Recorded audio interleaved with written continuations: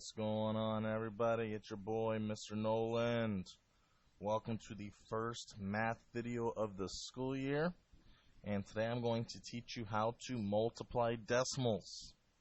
Now, there are four main rules when you are multiplying decimals. The first one is the most important. Do not line up your decimals.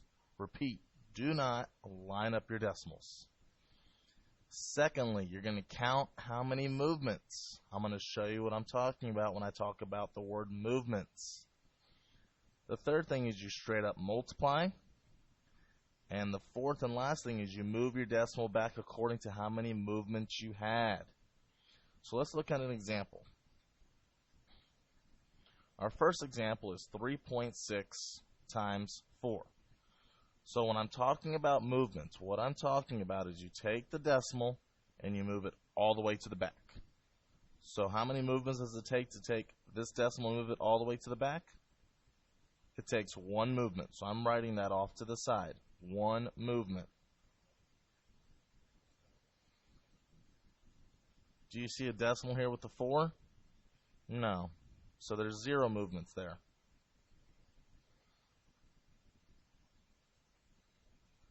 How many total movements did I have? Well, 1 plus 0 is just one total movement. Now let's just straight up multiply. 4 times 6 is 24. 4 times 3 is 12.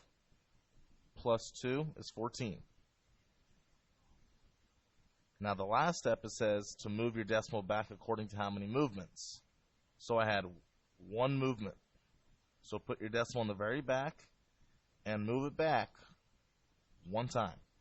So your decimal is now right here. So your answer should be 14.4.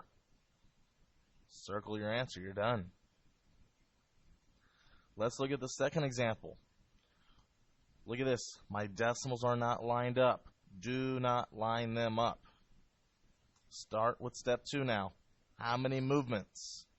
Well, let's see. To get from this decimal all the way to the back, it's 2 movements. And to get this decimal all the way to the back, it is 1 movement. So that is a total of 3 movements. Now let's straight up multiply. 2 times 8 is 16. 2 times 4 is 8, plus 1 is 9. 2 times 2 is 4. Second row, add a 0. 1 times 8. 1 times 4. 1 times 2. And now add straight down. 6 plus 0. 9 plus 8 is 17.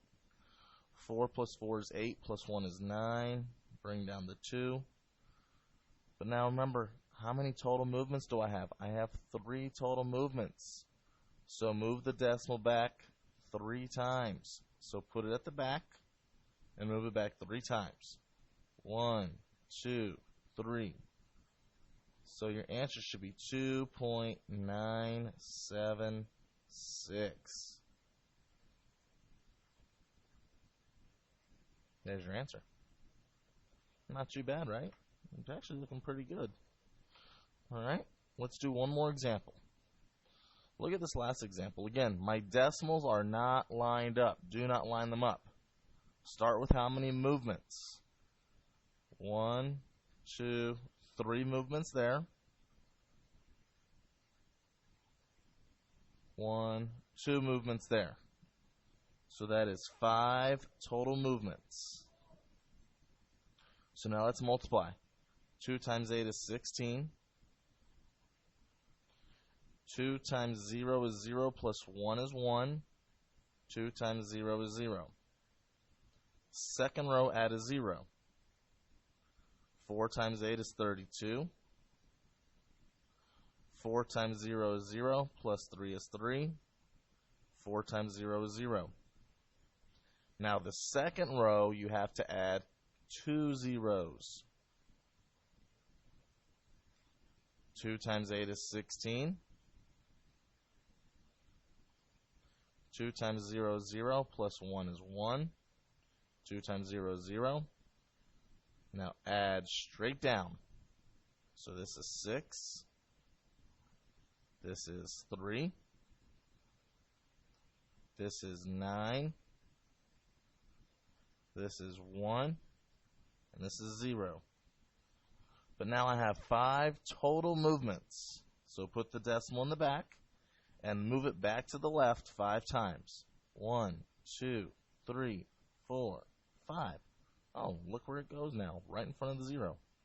So your answer should be 0.01936. And be sure to circle your answer. That's not too bad, guys. Not too bad at all, right?